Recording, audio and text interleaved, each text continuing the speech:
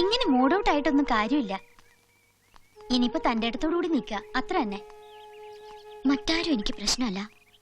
വല്യമ്മയുടെ മനസ്സ് വേദനിച്ച് കാണുമ്പോ സഹിക്കാൻ പറ്റണില്ല. വല്യമ്മയെ വേദനിപ്പിക്കാനും പറ്റില്ല, സ്നേഹിച്ച ചെറുക്കനെ മറക്കാനും കഴിയില്ല എന്ന് പറഞ്ഞാ പറ്റുവോ? പറഞ്ഞു നാവെടുത്തില്ല.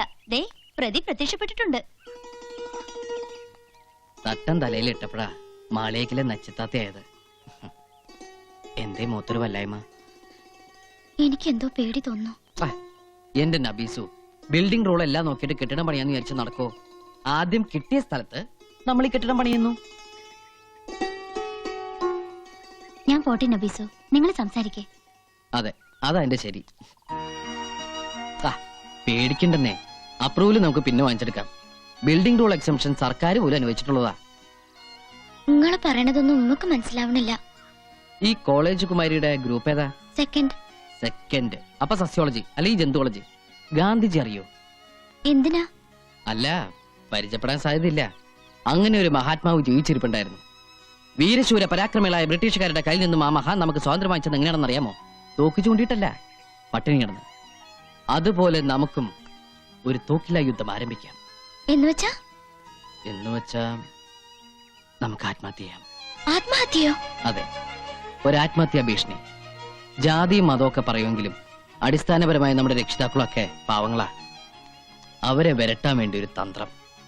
വിദ്യകളൊക്കെ ഞാൻ പറഞ്ഞുതരാം.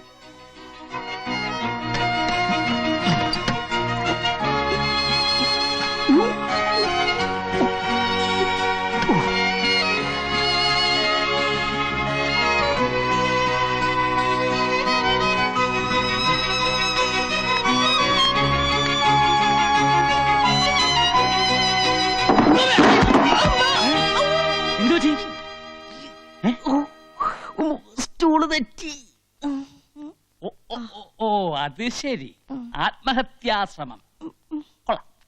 ഇട കഴുതേ, ആരെങ്കിലും ഈ പഴഞ്ച ഏർപ്പാട് കൊണ്ട് നടക്കൂ? ഇന്ത്യ ആണവരാഷ്ട്രമായി സ്വയം പ്രഖ്യാപിച്ച നൂറ്റാണ്ടായത്. ഹൈടെക്. ഈ ഹൈടെക് യുഗത്തിൽ ആരെങ്കിലും തൂങ്ങിച്ചാവൂടാ? എടാ, ഒന്നുകിൽ ഗ്യാസ് സ്റ്റൗ അല്ലെങ്കിൽ നനഞ്ഞു തോർത്തിട്ട് കറണ്ടെ പിടിക്കുക. ഇനി ഇതൊന്നുമല്ല, വേദനയില്ലാത്ത മരണമാണ് ആവശ്യമെങ്കിൽ പൊട്ടാസ്യം സയനൈഡ്, ബി കോംപ്ലക്സ് പോലെ ഏത് മുറുക്കാക്കടലും കിട്ടും. കോക്കറി കാണിക്കല്ലേ. മനുഷ്യനോട് നടുവും തല്ലി വീണ് ചാവറായിട്ട് നിൽക്കുമ്പോഴാ മാതാമാഷൊരു പഠിച്ച തമാശ. അല്ല, നീ എന്തിനാ ഇത് ഇവിടെ നോക്കിയത്? നിന്റെ മുറിയിലാവായിരുന്നില്ലേ? അവിടെ ആവുമ്പോ ആരും അറിയില്ല. അത് ഈ പർപ്പസിന് വേണ്ടി ഉണ്ടാക്കിയ റൂമല്ല. അവിടുത്തെ റൂഫിന് ഹൈറ്റ് ഇല്ല. അച്ഛനും മോനും വീണ്ടും തുടങ്ങിയോ? കണ്ടില്ലേ മോന്റെ പുതിയ ഹൈടെക്? അയ്യോ, എന്താ നീ എന്തിനാ കുറുക്കിട്ടത്? ചുമ്മാ ചുമ്മാതല്ല, നമ്മുടെ മോനെ ഈ ഇടയായിട്ട് വേണ്ടാത്ത എന്തൊക്കെയോ തോന്നി തുടങ്ങി. കൂടോത്ര അറിയുന്ന മുസ്ലിംമാരാ അപ്പുറത്ത്. അവരെന്തെങ്കിലും ചെയ്ത് കാണോ? ഇടി കുട്ടിച്ചാത്തൻ ആരെങ്കിലും കൂടോത്രം ചെയ്യുവോ? എന്റെ ദേവി, ബാപ്പയും ഉമ്മയും മരിച്ചപ്പോ തലയിലാവുന്ന കരുതി സ്വന്തം കുടുംബക്കാർ പോലെ ഇട്ടെറിഞ്ഞു പോയതാ നമ്മളെ. എങ്ങനെയൊക്കെയോ ഇവിടം വരെ എത്തി. ഇനി ആ വീടിന്റെ കടം കൂടി തീർത്തിട്ട് വേണം നിന്നെ കെട്ടിച്ചയക്കാൻ. എന്തിനാ അതൊക്കെ ഇപ്പൊ പറയണേ? ഒരിക്കലും ഈ എത്തിയെ പോലെ ആവരുത്. നീയെങ്കിലും രക്ഷപ്പെടണം. ആ ഗ്ലാസിങ് എടുത്തു തരുമോ?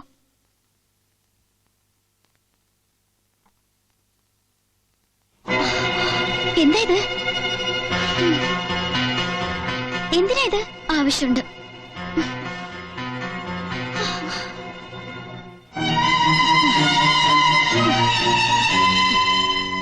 എന്താ ഇത്? മൂട്ടവിഷം. എന്റെ റബ്ബേ, എന്തിനാ ഇപ്പൊ മൂട്ടവിഷം? മൂട്ടയെ കൊല്ലാൻ.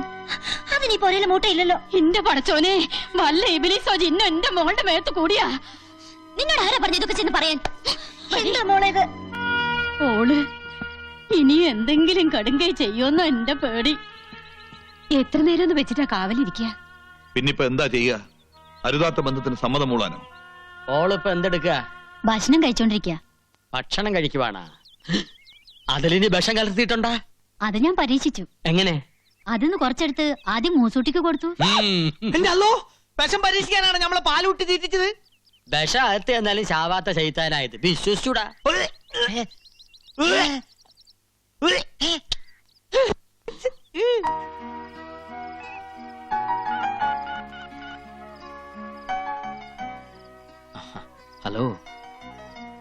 അതിഥികൾ എങ്ങനെയുണ്ട്?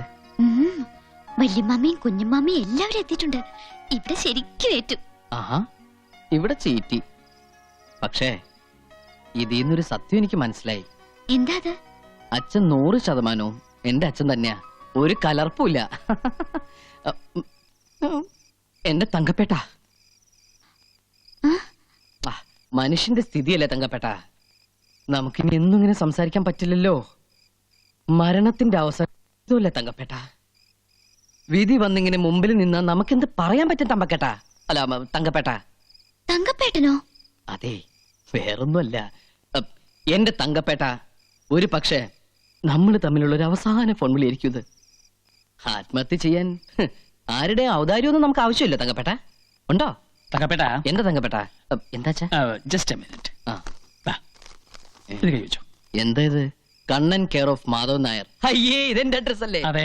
എന്തിനത്? എടാ, മനുഷ്യന്റെ കാര്യമല്ലേ. ആ. ആത്മഹത്യ സംഭവിക്കുന്നത് വഴി വെച്ചെങ്ങാനുമാണെങ്കിൽ ഡെഡ് ബോഡി കൃത്യമായി വീട്ടിലെത്തണമല്ലോ. എപ്പോഴും പോക്കറ്റ് വെച്ചോ. തങ്കപ്പേട്ട സംസാരിച്ചോ. സംസാരിച്ചോ. പൊക്കോളൂ. തങ്കപ്പേട്ട, അതും ചീറ്റി.